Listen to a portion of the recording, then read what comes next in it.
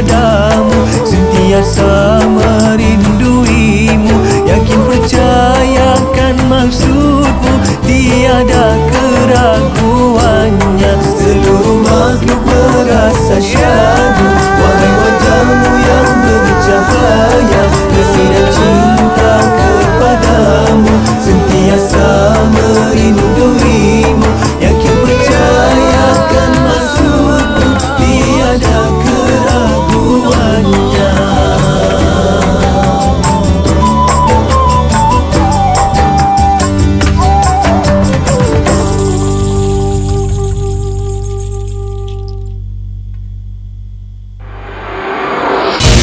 Saluran Institut Kefahaman Islam Malaysia, IKIM FM.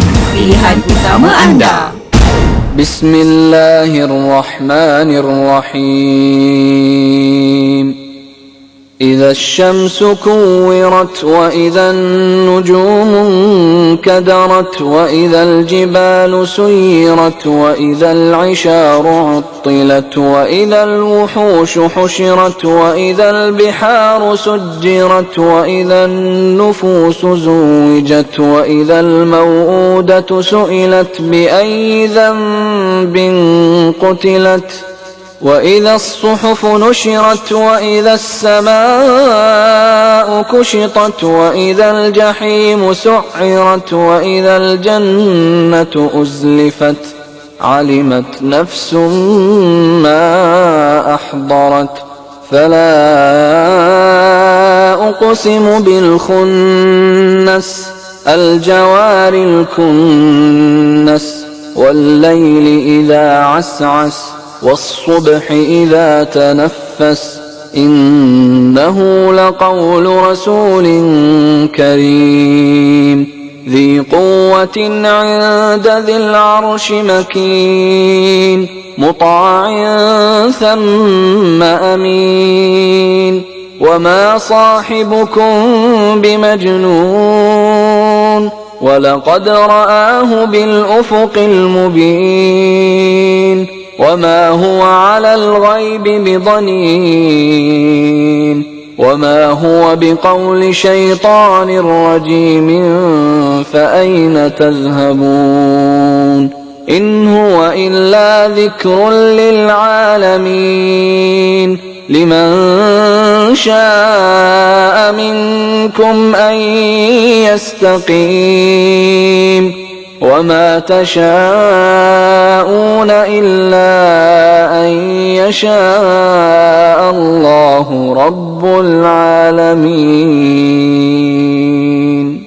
بسم الله الذي لا يضر مع اسمه شيء في الأرض ولا في السماء وهو السميع العليم.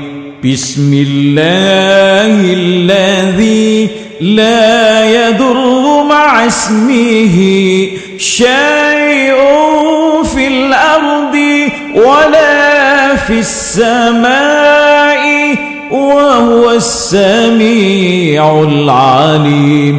بسم الله الذي لا يضر مع اسمه شيء في الأرض ولا في السماء وهو السميع العليم. بسم الله الذي لا يضر مع اسمه شيء في الأرض ولا في السماء وهو السميع العليم.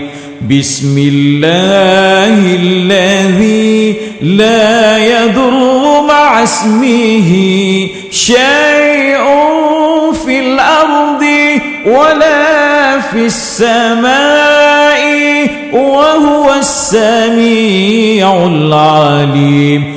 بسم الله الذي لا يضر مع اسمه شيء في الأرض ولا في السماء وهو السميع العليم بسم الله الذي لا يضر مع اسمه شيء في الأرض ولا في السماء وهو السميع العليم. Assalamualaikum. Saya Dakmi. Teruskan mendengar IKIM FM, pilihan utama anda.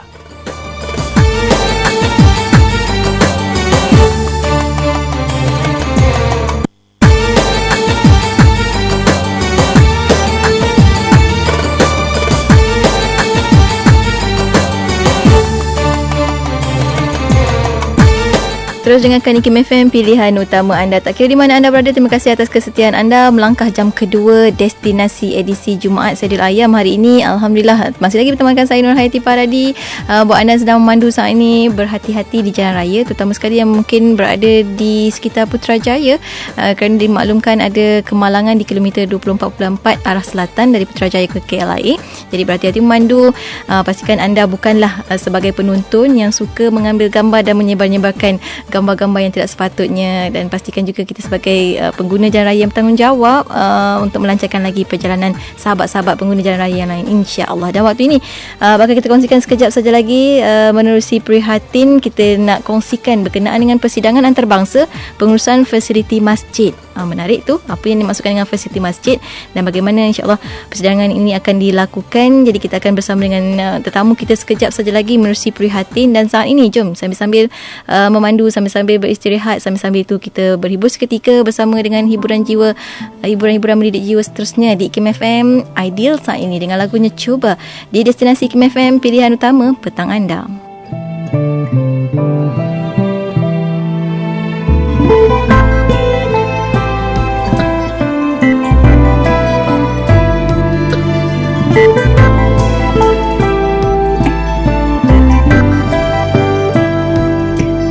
Ada angin yang melintang, ada halang yang terbentang. Setiap sudut itu dirasakan susah, setiap satu itu dirasakan payah. Ada taufan yang menderu, ada petir yang meluru. Setiap peluang dirasakan tipis, setiap hela nafas dirasakan nipis. Pasti ada puncanya, ada hikmahnya. Coba kau berdoa, coba dan coba kau meminta. Coba tuh berserah, coba dan coba tuh percaya. Ada awan kegelapan, ada langit berlapisan. Setiap ramalan terasa bagai mendung, setiap musim terasa bagai tengkuju. Pasti ada puncanya, ada hikmahnya. Coba kau berdoa, coba dan coba kau meminta. Coba untuk berserah, coba dan coba untuk percaya pada balik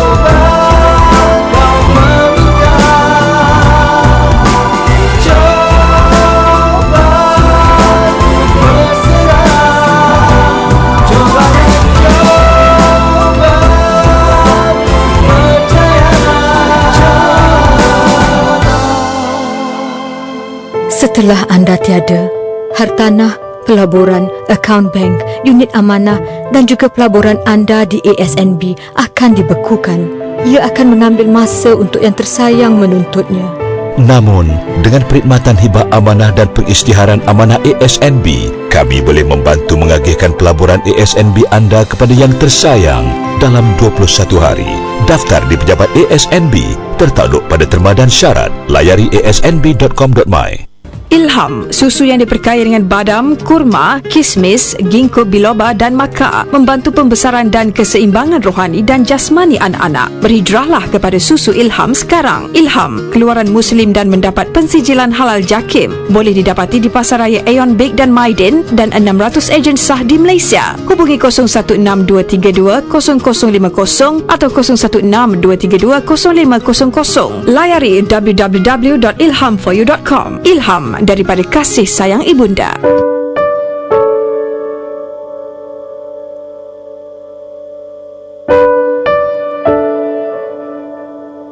Emosi yang paling tinggi inner peace, dan orang yang paling bebas ialah orang yang paling tenang dalam apa situasi.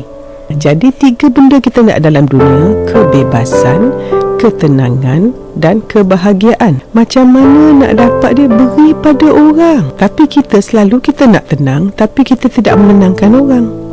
Kita nak bahagia tapi kita tak bahagiakan orang. Kita nak kebebasan tapi kita nak kongkong orang. Sebab itu, nak tahu kita punya level kat mana, tengok apa emosi masa kita bangun pagi. Kalau kita bangun pagi rasa serabut, rasa tak tenang. Kalau saya tak tenang, maknanya saya banyak dosa, tidak memaafkan orang. Kita sangat ego. Pasal bila kita ego, sombong, tak akan tenang. Kalau tak buat tugas kita sebagai hamba Allah, sebagai khalifah Allah dan tidak mengimarahkan dunia ikut hukum Allah, kita sentiasa dalam kemurkaan Allah, dan yang menggenggam hati kita, nurani jiwa sanabari Allah Subhanahu wa taala.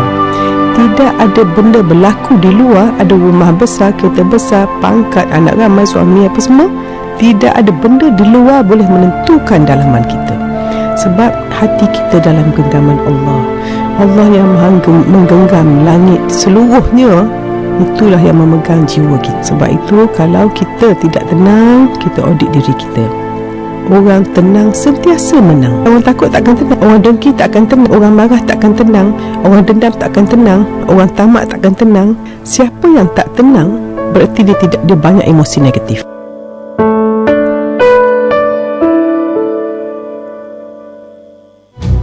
قسطنطينية محقق فتحة دلتشكتير أنو فتحدان أمير نيغوزل أمير أنو فتحدان أردو نيغوزل أردودو.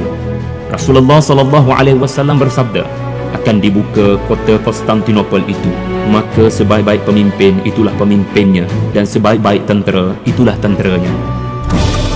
Ramai mengetahui kaitan hadis ini dengan Sultan Muhammad bin Murad Al-Fatih, tetapi ramai yang tidak mengetahui mengenai pembukaan Konstantinopel kali kedua selepas peperangan besar di bumi Syria di masa akan datang. Untuk mengetahui lebih lanjut, mari bersama kami dalam pengembaraan merentas zaman.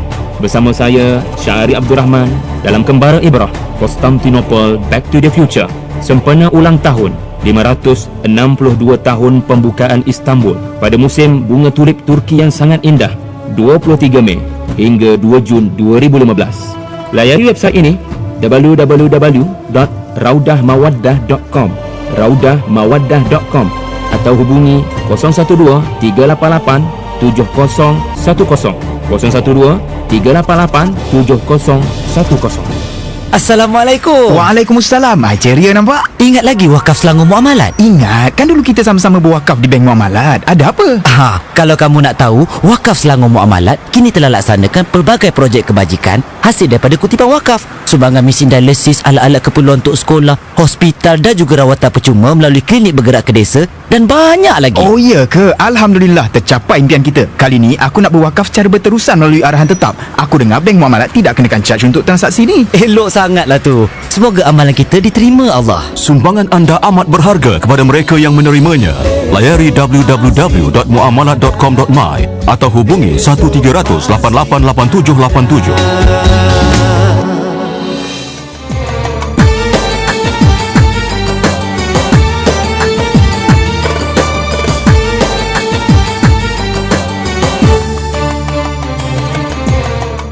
Allahumma salli ala sayyidina Muhammad wa ala ali Muhammad. Bismillahirrahmanirrahim. Assalamualaikum warahmatullahi wabarakatuh. Selamat petang sekali lagi untuk semua sahabat pendengar. Alhamdulillah kita kembali saat ini temankan anda kurang lebih 30 minit ini menerusi slot prihatin untuk kita sama-sama nak hebah-hebahkan tentang persidangan antarabangsa pengurusan fasiliti masjid. Dan telah pun bersama dengan saya di konti. Alhamdulillah 2 orang tamu, 3 orang sebenarnya. 2 orang akan bersama kita insya-Allah nak mewar-warkan bersama sahabat-sahabat pendengar berkenaan dengan program ini. Saya lalukan terlebih dahulu kehadiran yang bagi Profesor Surveyor Dr. Abdul Hakim Muhammad yang merupakan Dekan Fakulti Geoinformasi dan juga Hartanah, merangkap Timbalan Presiden Persatuan Pengurusan Fasiliti Malaysia. Assalamualaikum Prof. Waalaikumsalam warahmatullahi. Sihat Profesor ya? Alhamdulillah sihat. Alhamdulillah. Dan juga bersama dengan kita di konti adalah yang bagi Dr. Maimunah Sapri yang merupakan pengarah untuk persidangan ini. Assalamualaikum Doktor. Waalaikumsalam warahmatullahi. Ni orang-orang kuat ni yang memastikan program ini akan berjalan nantinya, yang mana akan berlangsung pada 22 hingga 23 April. Betul Doktor? Betul. Ya, betul. Dan mungkin sebagai pendahuluan permulaan ini, saya nak mulakan dengan Prof dululah sebagai mukadimah kita, kata-kata aluannya untuk pendengar. Silakan Prof. Bismillahirrahmanirrahim. Assalamualaikum warahmatullahi wabarakatuh. Saya bagi pihak Fakulti Geoinformasi dan Harta Tanah ingin mengucapkan banyak-banyak terima kasih kepada pihak Radio Hakim yang sedia untuk memberi laluan kepada kami untuk mempromosikan satu persidangan antarabangsa pengurusan fasiliti masjid yang akan diadakan pada 22 hingga 23 April 2015. Jadi mungkin untuk pengenalan ya, mungkin pengurusan fasiliti ni perkara yang agak baru di Malaysia ini. Dan kita sebenarnya bermula secara rasmi oleh pihak kerajaan pada tahun 2007 apabila kerajaan mengadakan Convention Pengurusan Aset Kerajaan pada tahun 2007, yang mana ketika itu kita sibuk mengatakan soal-soal bangunan bocor, bangunan runtuh, bangunan rosak dan sebagainya lah. Dan sebab sebenarnya kita membelanjakan jumlah kos yang sangat besar untuk membangunkan bangunan-bangunan baru ataupun fasiliti-fasiliti yang diperlukan. Tetapi selepas itu bangunan tersebut tidak diurus dengan sebaik-baiknya lah. Itu yang bekas Perdana Menteri Tun Abdullah Ahmad Badawi pernah mengatakan kita ada first world facility tapi third class maintenance. Jadi kita tidak mengurus dengan sebaik-baiknya lah. Jadi pendekatan yang berbeza antara pengurusan fasiliti ni dengan penyelenggaraan yang biasa ni ialah pengurusan fasiliti memastikan core business sesuatu organisasi tercapai. Itu beza dia. Kalau kita maintain atau menyenggara ni, dia cuma membaki kerosakan ya. Kalau ada perkara tidak berfungsi kita betulkan, setakat itu saja. Tapi dia tidak sampai ke peringkat memastikan core business tercapai. Contohnya macam masjid lah masjid ini sebagai permulaan ni. Kalaulah masjid itu kita kata tak ada api, terputus kan, air tak ada, elektrik tak ada, api tak ada, itu benda basic tapi itu biasa berlaku. Di hospital pun sama, ada bilik bedah sampai sebulan tak boleh pakai sebab tak ada api. Menakutkan tu. Begitu juga di universiti kita berlaku blackout, pun tak boleh buat kerja. Itu satu contoh yang mudah lah. Dan satu lagi aspek ialah untuk jangka panjang lah. Maknanya kita nak, kalau boleh kita nak optimalkan kos dan juga untuk memastikan aset itu lebih lama dapat digunakan. Itu mungkin untuk permulaan. Alhamdulillah. Mungkin juga doktor boleh kembangkan lagi doktor bincang tentang fasiliti. Tadi Prof pun dah terangkan apa itu pengurusan fasiliti, kenapa perlu ada, apa matlamat asalnya, dan semoga ianya juga dapat terlaksana di hujungnya nanti. Cuma nak tahu antara bincang tentang pengurusan fasiliti, sedikit mungkin perkembangan daripada doktor sendirilah apa yang dimaksudkan dengan pengurusan fasiliti. Bismillahirrahmanirrahim. Sebenarnya bila saya bercakap tentang pengurusan fasiliti ni, ia memberikan saya satu perasaan yang positif untuk menjadikan sekurang-kurangnya Malaysia ini sebuah negara yang bukan saja mempunyai fasilitis yang mahal, tetapi baik dari segi pengurusannya dan panjang jangka hayat dari segi kefungsiannya. Jadi sebelum kita mengupas sebenarnya dengan lebih lanjut apa dia pengurusan fasiliti, suka untuk saya menerangkan tentang apa itu sebenarnya fasiliti. Ya, sebab ada kesilapan ataupun pemahaman yang agak keliru di antara fasiliti dan pengurusan fasiliti. Tapi secara konsepnya sekiranya boleh saya terangkan, facilities adalah built environment ataupun apa jua sesuatu yang dibina, iaitu kita construct atau sesuatu yang dipasang, sama ada dia berbentuk perabot ataupun meja, perabot dan sebagainya, dan juga sebarang lekapan seperti lampu dan sebagainya. Ya, itu facilities secara generalnya. Jadi pengurusan facilities tu adalah suatu kerja pengurusan bertujuan untuk mengintegrasi elemen yang ada di dalam suatu organisasi, iaitu manusia, proses dan ruang. Setiap organisasi kita tak boleh lari daripada 3 perkara. Tidak ada studio misalnya tanpa manusia, proses menyampaikan dan ruang. Jadi peranan pengurusan facilities adalah mengintegrasikan supaya aktiviti penyampaian perkhidmatan dapat dimudahcarakan. Dalam bahasa Inggeris kita boleh panggil facilitating. Maknanya untuk memudahcarakan dalam penyampaian servis yang mana bertujuan untuk mencapai objektif organisasi. Dia berbeza sedikit dengan penyegaraan tadi, sebagaimana diterangkan oleh Profesor. Penyegaraan hanya untuk memberikan suatu ruang itu boleh digunakan, makna workable condition kalau kita boleh panggil. Tapi pengurusan fasiliti dia lebih daripada itu, bahawa setiap proses pemberian perkhidmatan facilities akan membantu organisasi mencapai objektif.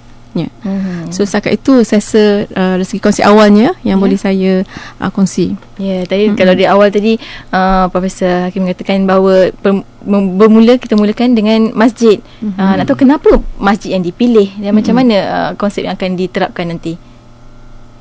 Okay. Dari segi peranan pengurusan fasiliti, sebenarnya fasiliti ni as far as organisasi tu wujud, semua organisasi ada facilities. Dia termasuklah juga masjid. Dan kenapa masjid? Saya rasa itu satu soalan yang menarik apabila kita tanya kenapa masjid, kenapa tak sekolah, kenapa tak hospital, kenapa tak universiti sendiri, kenapa tak universiti. Okay, sebenarnya kajian berkenaan dengan pengurusan fasiliti di lain-lain organisasi ini telah sedang dan hebat dilakukan oleh penyelidik luar yang bukan dari yang beragama Islam. Tapi dalam konteks pengurusan masjid, kami pihak pengurusan di Center for Real Estate tadi, Pusat Kajian Hartanah, mengambil inisiatif untuk menjadikan masjid sebagai satu tempat yang bukan sahaja fungsinya untuk beribadah, iaitu solat, tapi bagi maksud masjid itu sendiri, iaitu imarah. Masjid cuba kami jadikan dia sebagai satu pusat komuniti, dan memang ini adalah aspirasi semua majlis agama Islam sebenarnya. Masjid sebagai pusat komuniti dan imarah.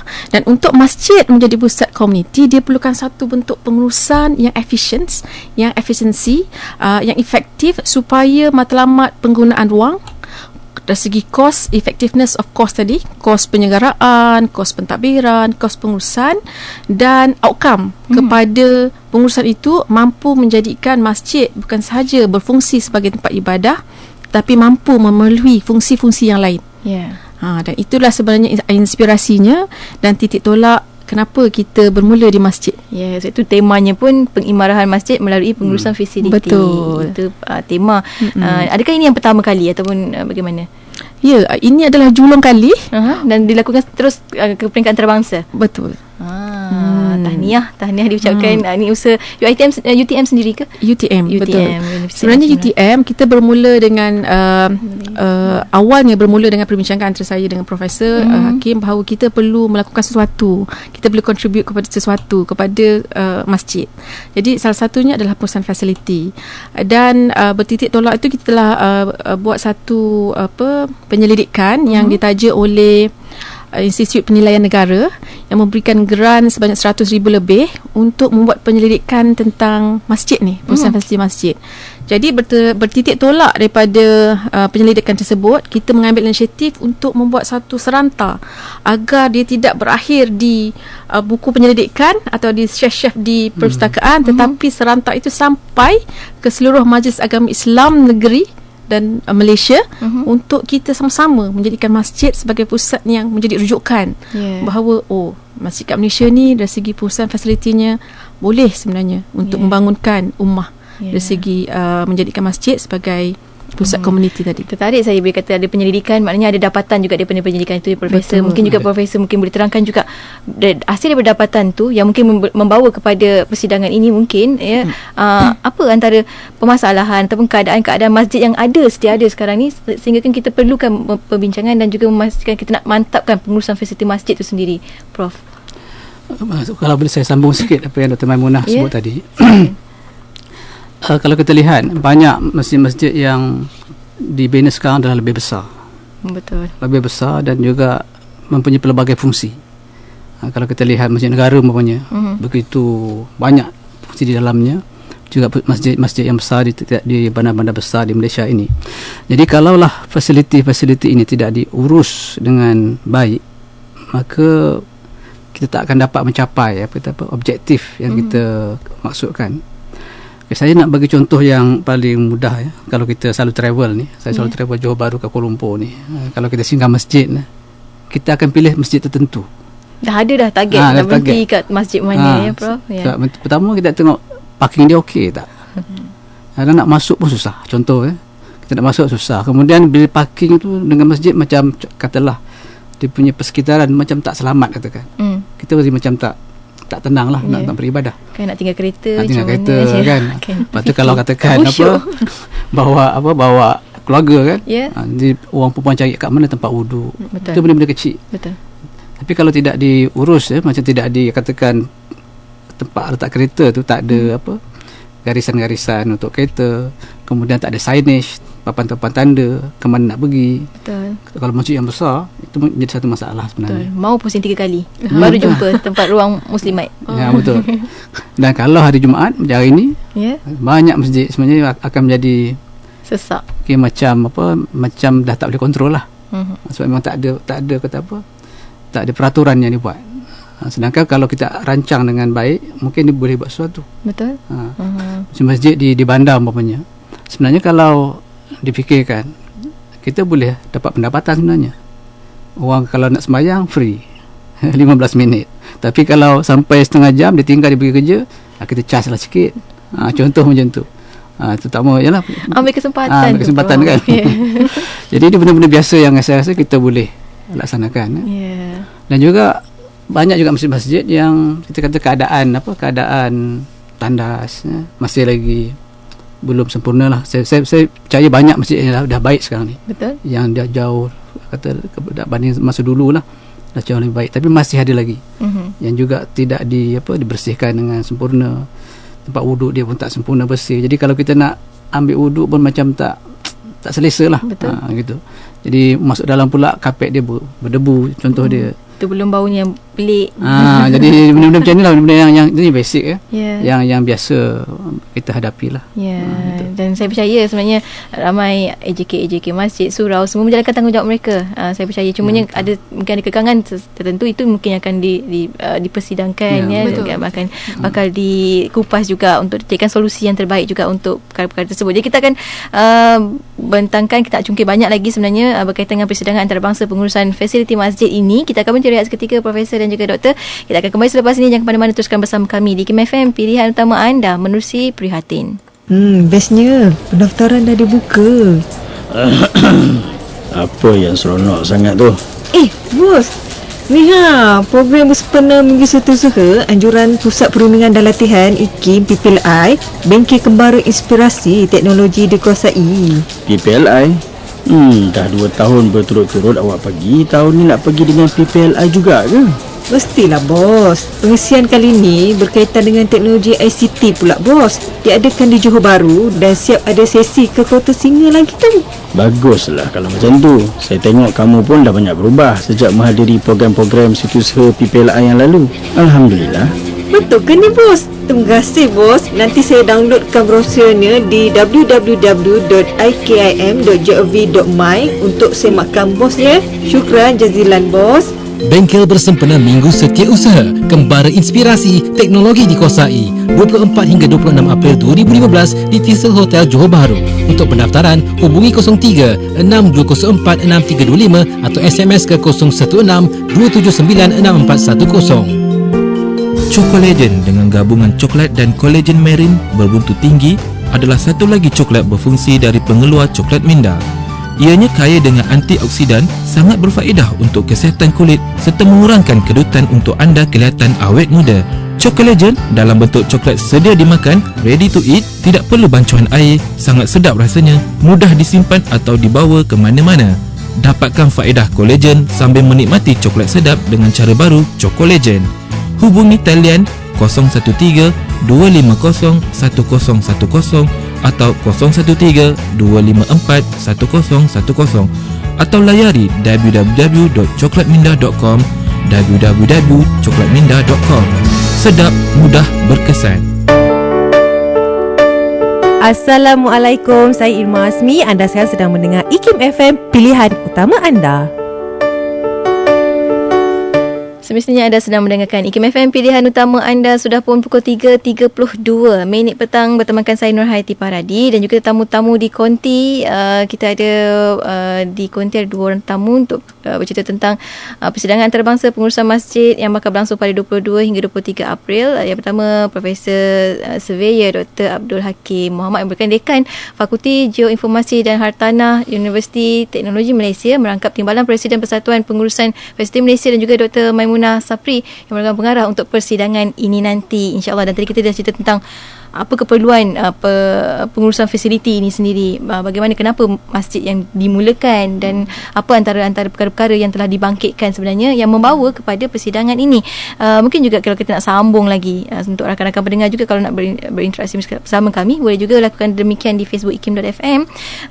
Mungkin doktor bercakap tentang program ini ataupun persidangan ini, bagaimana sebenarnya pengurusan fasiliti itu sebenarnya dapat membantu nak dalam mengimarahkan masjid itu sendiri. Sebab kalau kita ikut tema pun mengimarahkan masjid melalui pengurusan fasiliti, macam mana nak merealisasikannya tu? Okey, terima kasih Hati. Bila kita cuba untuk mengaitkan di antara bagaimana pengurusan fasiliti boleh mengimarahkan masjid, sebenarnya kita kena berbalik kepada fungsi pengurusan fasiliti di masjid. Jadi secara asasnya fungsi pengurusan fasiliti di masjid ini terbahagi kepada 3, iaitu operational function kita panggil, iaitu bagi maksud pelaksanaan, dan keduanya dari segi pengurusan taktikal, yang ini berkaitan dengan di antara integrasi pelaksanaan dan taktikal tadi. Seterusnya perancangan strategik. Jadi melihat kepada fungsi masjid. Jadi masjid sebagai tempat ibadah, masjid sebagai tempat penyebaran ilmu, masjid sebagai tempat penyebaran Islam dan sebagainya, memenuhi fungsi-fungsi masjid yang lain. Jadi masjid akan sering melakukan aktiviti dan bangunan masjid itu sendiri perlu diuruskan dengan baik supaya jemaah yang datang ni dia merasa bahawa masjid itu bukan hanya bangunan. Betul. Tapi dia merasakan bahawa masjid itu menyediakan satu perkhidmatan persekitaran yang selesa, tenang, memberikan common good, kita kata, untuk jemaah rasa seronok pergi masjid. Dan macam mana kita nak menyediakan persekitaran yang seronok dan tenang tu? So macam itulah kita terapkan konsep pengurusan fasiliti, yang mana dia mengambil kira customers dalam konteks organisasi lain. Dalam masjid adalah jemaah, keperluannya. Jadi dia memenuhi keperluan jemaah dari segi tempat wuduknya misalnya, dari segi papan tanda seperti yang Prof telah cakap tadi. Jadi pengurusan fasiliti bukan saja melihat perkara yang sebesar-besar, contohnya perancangan polisi, tapi sehingga kepada peletakan papan tanda di bahagian-bahagian masjid. Jadi perkara ini perlu dirancang, perlu ada perancangan, dan dia sebenarnya bermula di peringkat reka bentuk. Okay, oleh sebab itu di dalam persidangan kita ni, kita ada kertas kerja yang membentangkan bagaimana reka bentuk yang sesuai, yang mesra jemaah. Maknanya standard ke? Akan distandardkan nanti atau bagaimana? Kan kena pilihan maksudnya. Dia bergantung kepada keperluan tadi. Maknanya masjid kita kan fungsinya pelbagai. Ada yang masjid memang untuk masjid kampung, ada yang masjid bandar, masjid daerah, ada masjid pelancongan, macam masjid Kristen misalnya. Jadi fungsi masjid ada perubahan. Jadi reka bentuk sepatutnya memenuhi keperluan fungsi itu sendiri. Contohnya kalau kita katakan dari aspek warga emas, ada yang desainnya jauh untuk ambil uduk, tangga tinggi kena naik. Betul. Kan, jadi dia tidak mesra kepada jemaah yang sebegitu. Jadi dia membuatkan kita jemaah rasa kurang selesa.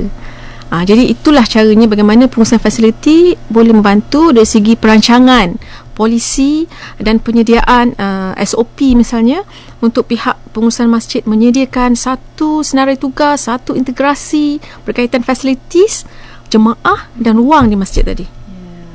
Menarik tu bila dikatakan tu, macam tadi sebelum kita berhenti rehat lah kan, maknanya benda ni akan pakai ataupun sangat bermanfaat kepada AJK, jemaah dan seluruh yang akan menggunakan dan menggunakan secara maksimum lah fungsi masjid itu sendiri. Cuma betul. Nak tahu juga lah Profesor ya, faedah lain bila adanya pengurusan fasiliti ini dipraktikan secara maksimum, secara betul-betul total kepada masjid itu. Dan kalau kita nak menjawab jugalah soalan daripada sahabat kita di Facebook, daripada Muhammad Aman, dia kata bagaimana pula dengan kemudahan OKU?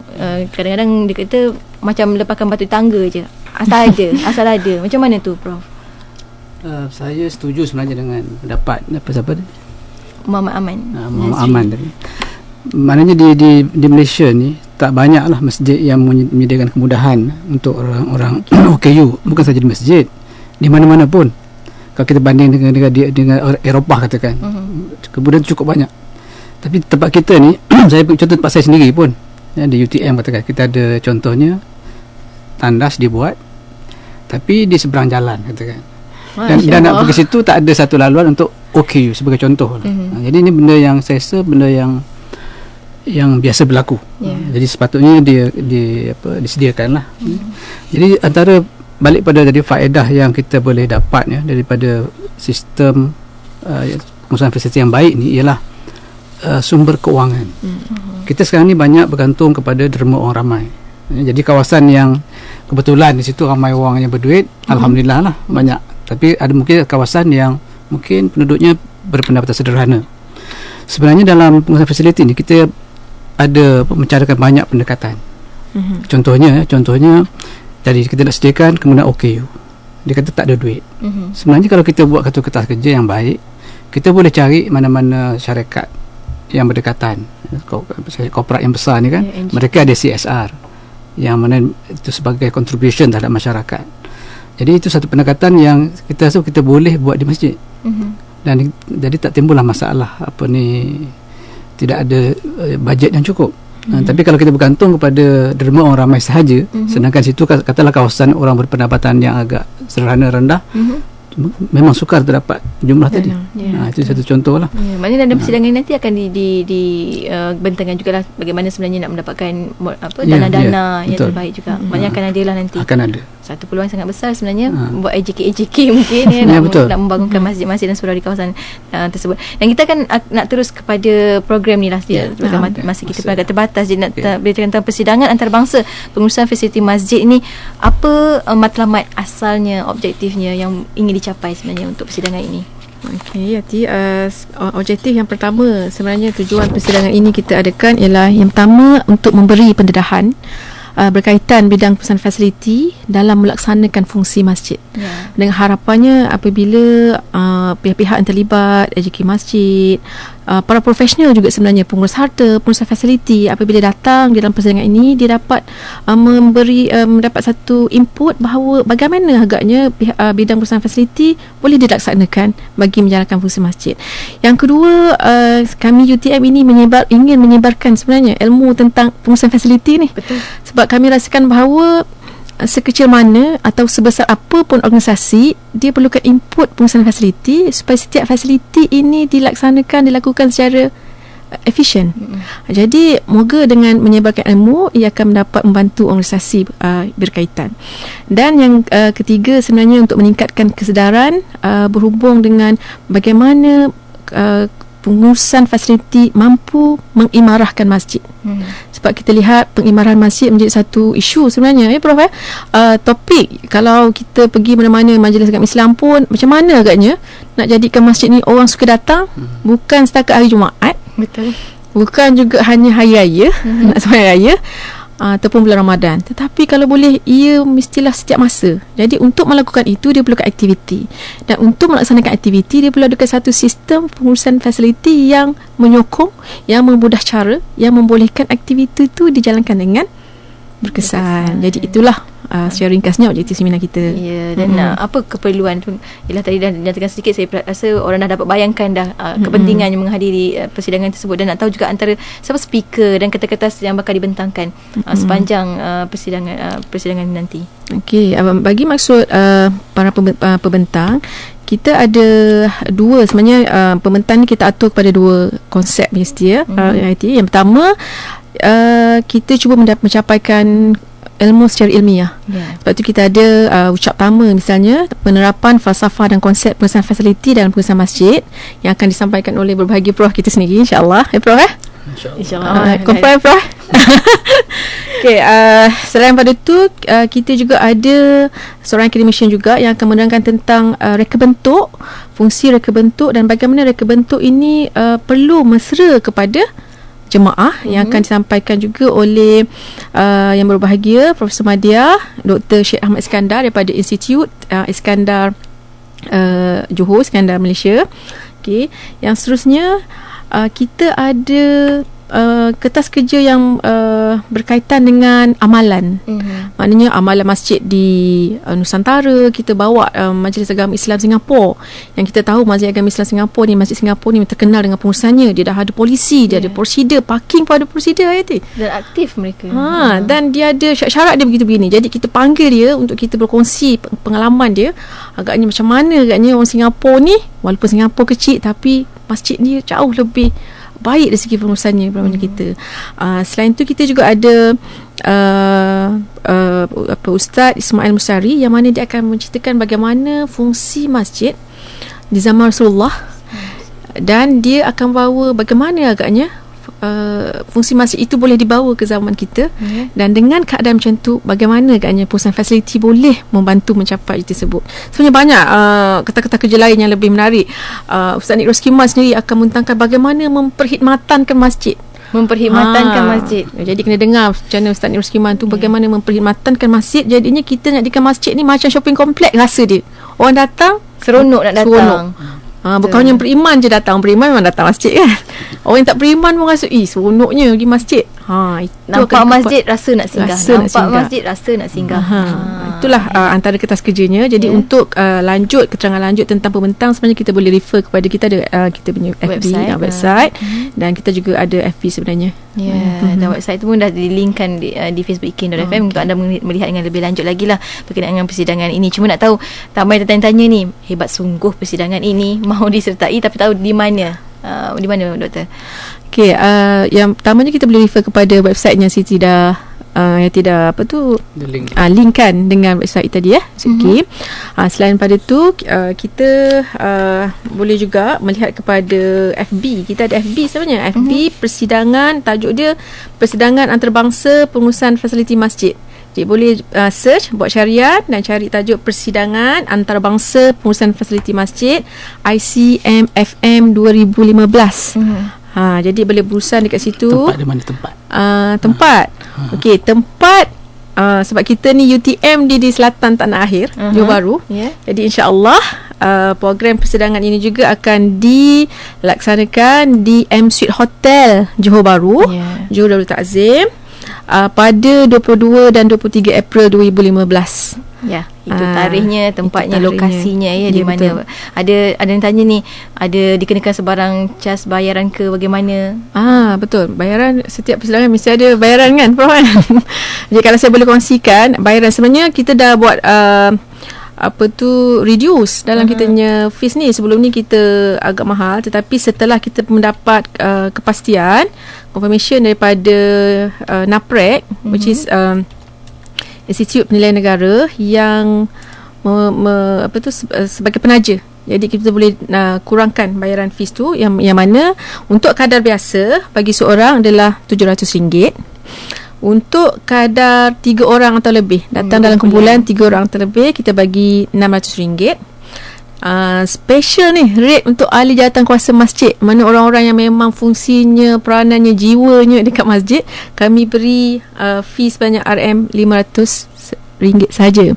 Dan bagi seorang pelajar, sama ada pelajar sekolah menengah ke pelajar pengajian tinggi ke, sebab ada pelajar sekolah menengah yang memang terlibat, jadi kita bagi rate pelajar RM350. Sekolah-sekolah pun sekarang banyak surau-surau di sekolah nak belajar daripada sekolah lagi kan, keluar nanti dalam masyarakat dah bijak dah untuk menguruskan masjid-masjid di kawasan mereka. Alhamdulillah, satu perkongsian yang menarik sebenarnya untuk petang ini. Itu antara golongan sasar pun dah dinyatakan oleh doktor saya rasa tadi. Sama-sama itu cuma nak tahu di hujung ni Profesor, kalau boleh kongsikan antara harapan Profesor sendiri tentang persidangan ini nanti. Harapan kita ialah kita dapat menyebarkan pengetahuan tentang pengurusan fasiliti ini, khususnya kepada komuniti di masjid lah. Sebenarnya untuk makluman Hayati, kita pernah buat satu kursus saya dengan Dr. Mai dulu, dengan Majlis Agama Islam Wilayah Persekutuan, di mana kita mengumpulkan semua pengurusi masjid di wilayah ni dan juga imam-imam untuk kita berkongsi ilmu tentang pengurusan fasiliti ini. Dan kita harapkan benda ni kita akan dapat teruskan lagi, sebab kita nak, akhirnya kita nak supaya mereka yang terlibat dengan masjid ada kompetensi, ada knowledge dan juga ada kebolehan untuk melaksanakan ilmu ini supaya masjid dapat berperanan mencapai objektif sebagai pusat pembangunan komuniti. Itulah harapan kita. Alhamdulillah, insya-Allah kita doakan sebagaimana besar dan gahnya masjid-masjid dan surau yang ada sekarang, kita harap fungsinya juga segah sebagaimana zaman Rasulullah SAW, masjid itu sendiri sebagai pusat perkembangan ilmu dan sebagainya dalam masyarakat. InsyaAllah. Apa pun saya ucapkan terima kasih atas perkongsian. Didoakan semoga persidangan ini berjalan dengan lancar dan mendapat manfaat untuk ramai orang, untuk umat Nabi Muhammad SAW juga sebenarnya. Terima kasih banyak atas perkongsian. Sampai kita bertemu lagi di lain masa. Assalamualaikum. Waalaikumsalam warahmatullahi wabarakatuh. Untuk anda teruskan bersama kami di IKIM FM, pilihan utama anda. Dan saat ini jom kita sama-sama hiburkan diri sementara seketika. Bercakap tentang masjid sangat teringat pada desa sebenarnya, bersama dengan Hijaz dengan Mesra Desa, tentunya di destinasi IKIM FM, pilihan utama anda.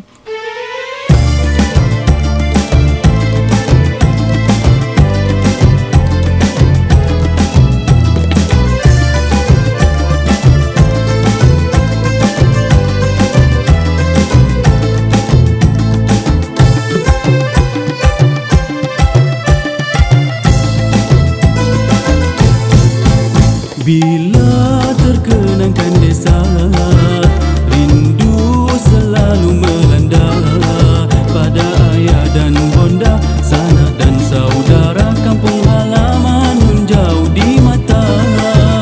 Kini tiba ketikanya saat kembali ke desa, indah suasana, mesra sambutannya, rasa gelora di dalam dada.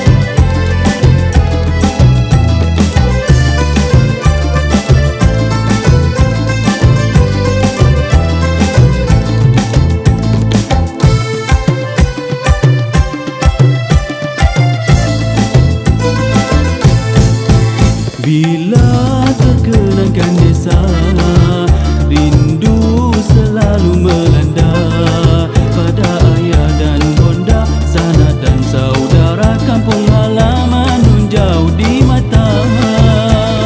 Ini tiba ketiganya saat kembali ke desa.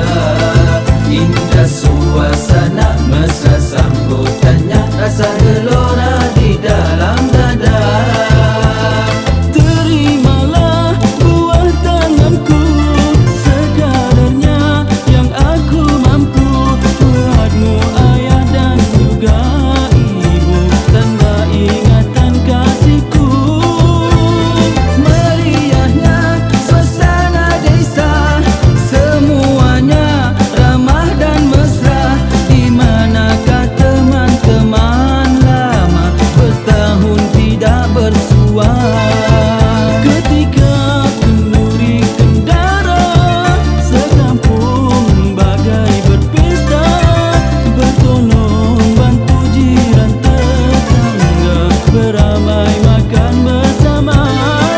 Berjanji di surau lama, tak sedar hari dan senja. Begini caranya kemesraan desa, moga kekal selamanya. Sedang asyik bercerita, melintasi gadis desa. Manis senyumannya, bertudung kepala, anak saudara sendiri rupanya. Bergurau teruna darah, pastikan ada batasnya. Adat kesopanan dan budaya bangsa, agar agama terpelihara.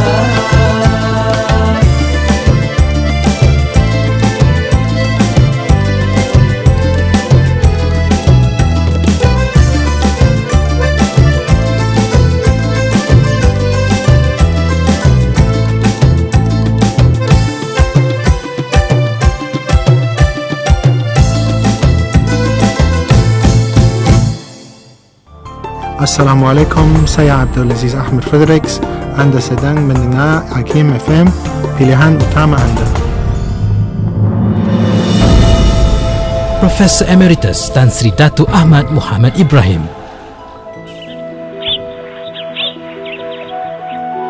Profesor Ahmad mempunyai wawasan yang jelas tentang tanggungjawab sebagai seorang Islam dan beliau memanfaatkan sepenuhnya bidang perundangan dan kehakiman untuk melaksanakan tanggungjawab tersebut. Sesuatu yang menarik tentang Profesor Ahmad ialah istiqamah dan iltizam beliau untuk mengekalkan kepribadian Islam walaupun mendapat pendidikan di Barat. Beliau tidak sama sekali terpengaruh dengan pemikiran Barat walau dari apa jua aspek sekalipun. Sebaliknya, beliau menggunakan apa yang telah dipelajari demi manfaat rakyat negara ini dengan melakukan penyesuaian yang sewajarnya sesuai dengan kehendak semasa. Ini dapat dilihat dengan jelas pada usaha beliau mengkanunkan undang-undang sivil dan Islam di Singapura dan Malaysia dengan melihat model undang-undang sedia ada dan melakukan penambahbaikan terhadap undang-undang yang tidak bersesuaian. Profesor Ahmad berani memperkatakan kesempurnaan undang-undang Islam bukan sahaja di kalangan masyarakat Islam tetapi juga di kalangan masyarakat bukan Islam.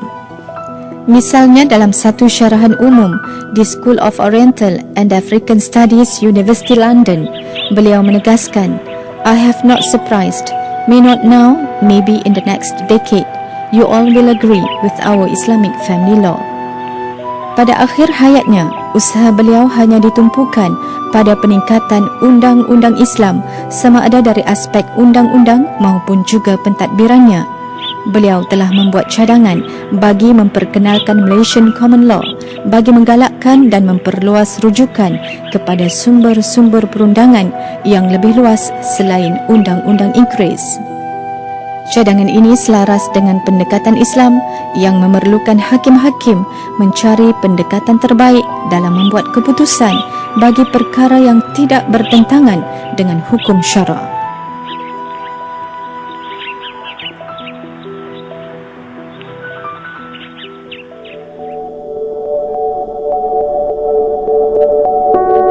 asas bagi kegembiraan ialah keamanan dan ketenteraman hati, kepercayaan yang penuh terhadap kekuatan yang diberikan Allah Subhanahu Wa Taala kepada diri, tidak mengeluh kerana menghadapi halangan pada pertengahan jalan, bahkan berusaha mengatasi dan melampaui halangan dengan akal yang tidak hilang, dengan fikiran yang teguh dan jiwa yang besar. Itulah yang kurang sekali pada kebanyakan manusia, sehingga lebih banyak yang rebah jatuh daripada yang melonjak naik. Petikan daripada buku Falsafah Hidup, hasil karya Profesor Dr. Hamka.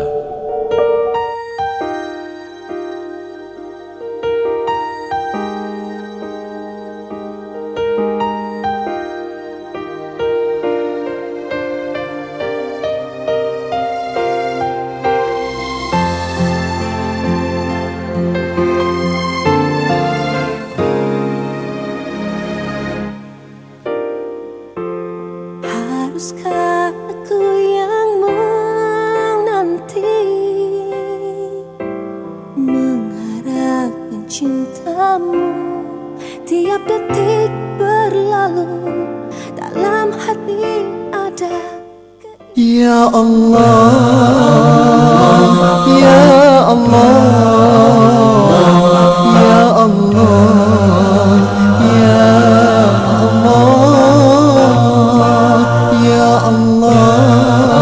Sekarang disampaikan pengumuman pada ansar bagi bandar-bandar utama di seluruh Malaysia untuk hari ini 20 Januari akhir 1436 Hijrah bersamaan 10 April 2015, Kanga 4.25 menit petang, Alustar 4.26 menit petang, Pulau Pinang 4.27 menit petang, Ipoh 4.26 menit petang, Kuala Lumpur Putrajaya dan Shah Alam 4.25 menit petang, Seremban 4.25 menit petang, Bandar Melaka 4.24 menit petang, Johor Bahru 4.19 menit petang, Kuantan 4.20 menit petang, Kuala Terengganu 4.16 minit petang, Kota Baru 4.19 minit petang, Miri 3.35 minit petang, Kuching 3.54 minit petang, Lahad Datu 3.15 minit petang, Tawau 3.19 minit petang, Kota Kinabalu 3.24 minit petang.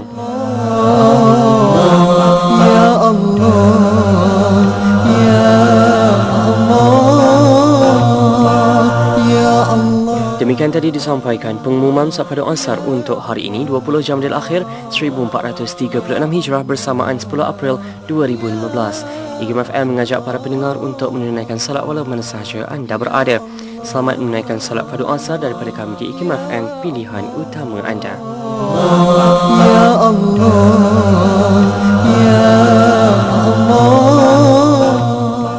Abang, susu kambing Tok Ali lah. Abang tahu, dah lebih 6 tahun di pasaran. Susu kambing Tok Ali adalah keluaran Muslim dari kilangnya sendiri.